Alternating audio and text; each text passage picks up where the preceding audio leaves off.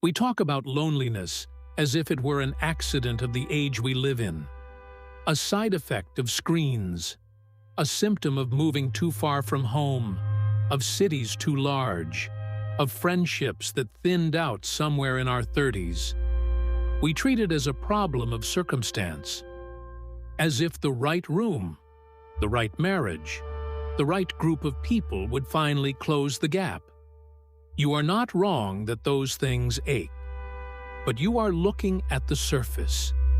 Because the loneliness you feel in a full room, at a good table, beside the people who love you most, that loneliness is not modern at all. It is not even, first of all, about other people. It is one of the oldest things the Bible ever names, and it names it in a place you would never think to look for it. Not in exile, not in grief, but in a garden, before anything had gone wrong. And once you see where it begins, you will not be able to unsee it. Here is the thing hiding underneath your loneliness. It is not a defect in you. It is not proof that you are unlovable or that something is broken that other people somehow fixed. The ache is a memory. It is the shape of something you were built for and have not yet come home to. In the very first pages of Scripture, everything God makes, He looks at and calls good. Light, good. Sea and sky, good. Every living thing, good. 7 times the drumbeat falls, good, good, good. And then, in the middle of a perfect world, before a single sin has been committed, God looks at something and says a word He has not said once until now. Not good.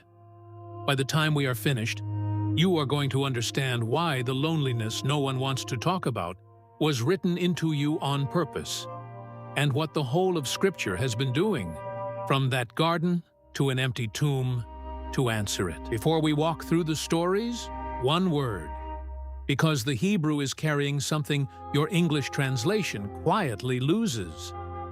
Genesis chapter 2. God says, "It is not good that the man should be alone." The word under alone is lᵉvaddô, from the root bad. And bad does not mean sad, and it does not mean friendless. It means separated, set apart by itself. A part cut off from the whole it belongs to. When God says the man is lᵉvaddô, He is not describing a man with no company. Adam has all of Eden, every animal, and the unbroken presence of God Himself. He is describing a man who is only a part when he was made for a whole. And here is the strange thing about that root. The very same word surfaces again, centuries later, at the lowest point in the Old Testament. When Jerusalem lies in ruins and the people are dragged into exile, the book of Lamentations opens with one word, Badad. How lonely sits the city that once was full of people. Same root. Eden and the ruins. The ache built into you before sin, and the desolation that comes after it. One word holds both, the longing and the loss. Hold that. We will come back to it. Go back and feel the weight of where this happens. Adam is not in a fallen world. There is no death yet, no thorn, no shame, nothing hidden. He walks with God in the cool of the day, and into that flawless world God speaks the first shadow. It is not good for this man to be by himself. Sit with how much that overturns. We assume loneliness is a wound, something that happens to us when love goes wrong.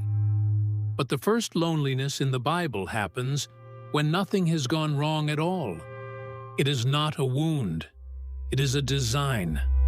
God builds into the very best version of a human being a hunger that the human being cannot satisfy on his own. Adam cannot look at a single animal and find himself answered. He is reaching for a face like his own and not finding it. Which means the ache you feel is not the sign that you have failed at life. It is the sign that you were made for communion so deep that nothing less than it will ever quite fill the space. We keep trying to answer that ache with more of what will not answer it. Another relationship, another room, another crowd. And we walk away from each one still carrying it, and conclude that the problem must be us. But the problem was never that the ache was too big. It is that we keep offering it things too small. The loneliness is not the malfunction.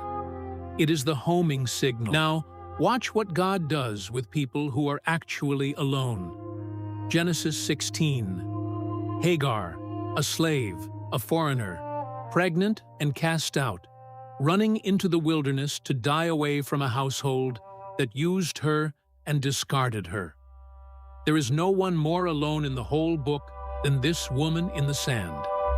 No name to protect her, no people to claim her, no future she can see. And it is there, not in the tent, not among the chosen family, but in the empty place where no one followed her, that God finds her and speaks to her by name. When he is done, she does something no one else in the entire Old Testament does. She gives God a name. She calls him El Roi, the God who sees me. I have now seen the one who sees me. Read that slowly, because it answers the exact lie loneliness tells. Loneliness whispers that you are unseen, that if you disappeared into the wilderness tonight, no one would come, and no one would even notice you were gone. And Scripture answers, in the story of the least visible woman in it, that there is a God whose specialty is the wilderness, who is most present precisely where you feel most forgotten. He did not wait for Hagar to be gathered back into a family before he came to her. He met her in the exact place her loneliness had driven her, and made that place the ground where he was named. 1 Kings 19. Elijah has just seen fire fall from heaven, and days later he is under a bush in the desert asking to die. When God asks him what is wrong, listen to the phrase he reaches for. Twice, word for word. I, even I only, am left. I am the only one. I alone remain. It is one of the truest pictures of loneliness in all of Scripture, because it shows you how loneliness lies. Elijah is not actually alone. God tells him, moments later, that there are 7,000 others who never bowed the knee, a whole hidden faithful he could not see from under his bush. But loneliness does not deal in numbers. It deals in feeling. It takes a man surrounded by a hidden multitude and convinces him he is the last one standing. And notice how God answers it. He does not lecture Elijah for the exaggeration. He feeds him. He lets him sleep. He comes, not in the wind or the earthquake or the fire, but in a low whisper, a still, small voice, close enough to be heard by one exhausted man who was sure he had been left behind. God does not shout at the lonely. He draws near to them. The Psalms refuse to pretend. David, a man after God's own heart, a king with a nation around him, writes some of the loneliest lines ever set down. I am like a desert owl of the wilderness, he says in Psalm 102, like a sparrow alone on the housetop. In another psalm, he looks to his right hand, the place a defender should stand, and writes, there is no one who takes notice of me. No refuge remains to me. No one cares for my soul. Hear what this does for you. The Bible does not hand you a faith that requires you to feel constantly surrounded. It gives you a songbook full of God's own people admitting, out loud, in prayers we are still praying 3,000 years later, that sometimes the housetop is empty and no one seems to notice. Loneliness is not a failure of your faith. Some of the most faithful voices in Scripture felt it to the bone. But watch where David keeps taking it. He does not end on the empty rooftop. He turns mid-sentence and speaks the feeling upward. I cry to you, O Lord. I say, you are my refuge, my portion in the land of the living. He does not wait until the loneliness lifts to pray. He prays out of the middle of it. That is the whole difference. Not a heart that never feels alone, but a heart that learns where to carry the aloneness. Come back now to that other word. When everything the people trusted has fallen, when the temple is rubble, and the streets that once overflowed stand empty, the poet of Lamentations opens with our root, Badad. How lonely sits the city that once was full of people. There is a loneliness that is bigger than one person under a bush. It is the loneliness of a people who walked away from the presence they were made for and woke up in the ruins of their own choosing. This is the loss side of the word, not the ache of Eden reaching forward, but the desolation of exile looking back. And Scripture is honest enough to name it. It does not skip the ruins. It sits down in the gate and grieves. But even here, in the loneliest book in the Bible, the poet turns his face and says the thing that has held God's people in every exile since. The steadfast love of the Lord never ceases.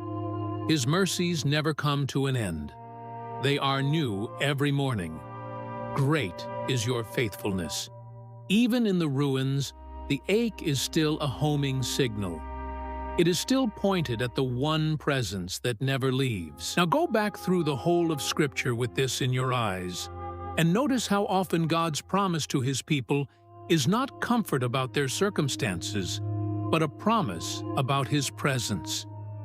Over and over, in different centuries and different mouths, the same vow: I will be with you. I am with you. I will never leave you, nor forsake you. We tend to read those as background reassurance, the sort of thing you nod at. But see them now for what they are. If the deepest human ache is the loneliness written into us in Eden, the longing to not be a part cut off from the whole, then I will never leave you is not a small word. It is God going straight for the root. It is Him reaching underneath the empty rooftop and the wilderness and the ruins, down to the very ache He built into us on purpose, and answering it with the one thing it was always reaching for: His presence. Not a crowd, not even, first of all, a person, Himself. But there is one loneliness underneath all the others, the one the ache in Eden was always warning us about. It is not the empty room, or the thinned-out friendships, or the marriage that feels like two strangers. Underneath all of those is a deeper fear that at the very bottom of things, when everything else falls away, you will finally be utterly alone, cut off, forsaken. That the last word over your life is badad, separated, by yourself, unanswered. That is the loneliness we are truly afraid of. Not an evening alone, but an eternity of it. To be finally forsaken by the one presence we were made for.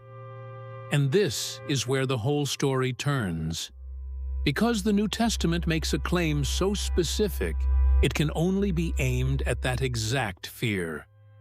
There came a day when a man hung in the dark and cried out the loneliest sentence ever spoken, and heaven, for the first and only time, did not answer. At noon, the sky went black, and out of the darkness came the cry, my God, why have you forsaken me?" The Son, who had never once been apart from the Father, never for a moment, lᵉvaddô, never separated, enters the one loneliness He had never known. He is quoting Psalm 22, the psalm of the abandoned righteous one, and he means every word of it. On the cross, Jesus takes into Himself the total forsakenness, the exile, the ruins, lᵉvaddô, the ache of Eden, run all the way to its bitter end, so that it would never fall on you. This is why the same scriptures can turn and promise, without a trace of sentimentality, I will never leave you, nor forsake you. He can promise you will never be forsaken because he was. He can vow to be with you always, to the very end of the age, because he walked into the dark where God was not, and came out the other side dragging the door open behind him. They called him a name before he was ever born. Emmanuel, God with us, not God near us, not God watching us from a safe distance. God with us, closing the gap that opened in a garden. The ache you feel in the full room was never proof that you are unlovable. It was the memory of a communion you were built for, and the homing signal toward the only one who can fill it. And he has already crossed every wilderness, every ruin, and the outer dark itself to reach you.